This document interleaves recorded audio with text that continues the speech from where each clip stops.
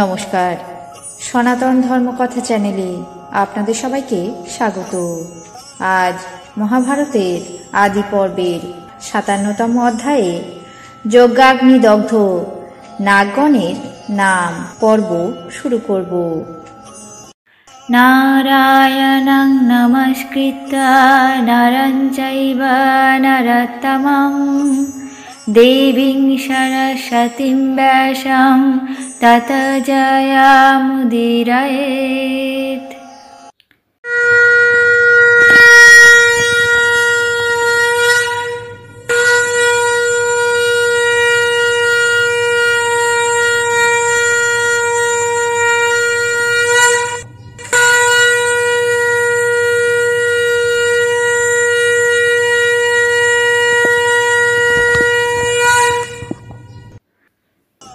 ঋষি শৌনক বললেন, হে সূতনন্দন, যে সকল সর্প সর্পনিধন যজ্ঞে দগ্ধ হয়েছে তাদের নাম উল্লেখ করো, আমি শুনতে ইচ্ছা করি।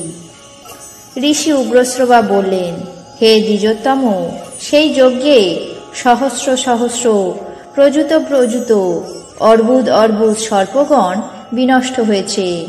বাহুল্য প্রযুক্ত সকলের নাম উল্লেখ করা অসাধ্য, তবুও স্মৃতি অনুসারে কিছু উগ্র বিষশালী প্রধান প্রধান সর্পের নাম বলছি, শুনুন। পূর্ণ, শল, পাল, হলিমক, পিচ্ছল, কৌনব, চক্র, কালবেগ, প্রকালন, হিরণ্যবাহু, শরণ, কক্ষক, কালদন্তক, এরা সবাই বাসুকীর পুত্র। এই সকল সর্প এবং বাসুকীর কুলজাত মহাবল পরাক্রান্ত সহস্র সহস্র ভয়ঙ্কর সর্প মায়ের অভিশাপে দগ্ধ হয়েছে। উচ্ছাণ্ডক, মণ্ডুলক, পিণ্ডশেক্তা, রভেনক, উচ্ছিক, সরব, ভঙ্গ, বিল্লতেজা, বিরহণ, শিলি, শলকর, মুখ, সুকুমার, প্রবেপন, মুদগর, শিশুরমা, সুরমা, মহাহনু, এরা তক্ষকের বংশজাত। এই সকল বিষধর প্রদীপ্ত দহনে দগ্ধ হয়েছে। পারাবত, পারিজাত, পাণ্ডুর, হরিণ, কৃষ, বিহঙ্গ, সরভ, মেদ, প্রমোদ, সংহতাপন, এরা ঐরাবত কুলের জাত। এই সমস্ত নাগগণ অগ্নিতে প্রবেশ করেছে। এরক, কুণ্ডল, বেণী, বেণীস্কন্ধ, কুমারক, বাহুক, শৃঙ্গবের, ধূর্তক, প্রাতরাতক, কৌরব কুলোৎপন্ন, এই সকল সর্প ভস্মীভূত হয়েছে।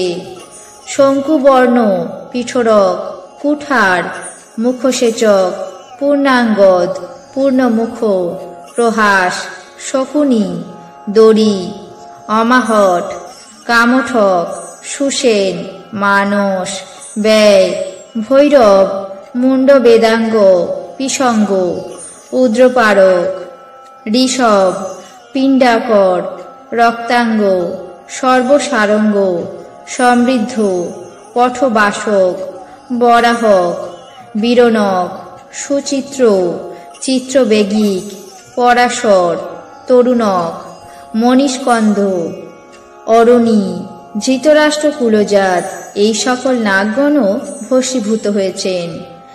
বাহুল্য প্রযুক্ত এদের পুত্র পৌত্রের নাম বলতে পারলাম না। এছাড়াও ত্রিশিরা, সপ্তশিরা, দশমুণ্ড, মহাবেগবান, পর্বতাকার, যোজন বিস্তীর্ণ, দ্বিযোজন বিস্তীর্ণ, কামবল, কামরূপী অতি ভয়ঙ্কর, নানা প্রকার মহাবিষ বিষধর প্রজাপতির সাপদণ্ডে নিপীড়িত হয়ে অনবরত প্রদীপ্ত দহনে দেহত্যাগ করেছে। আজ মহাভারতের আদি পর্বের ৫৭তম অধ্যায়ে যজ্ঞাগ্নি দগ্ধ নাগগণের নাম পর্ব এখানেই শেষ করছি। বাকি অংশ আগামী পর্বে পাঠ করে শোনাবো। আপনাদের কেমন লাগছে তা অবশ্যই কমেন্ট বক্সে জানাবেন। চ্যানেলটিকে সাবস্ক্রাইব করবেন, লাইক করবেন, শেয়ার করবেন। ধন্যবাদ।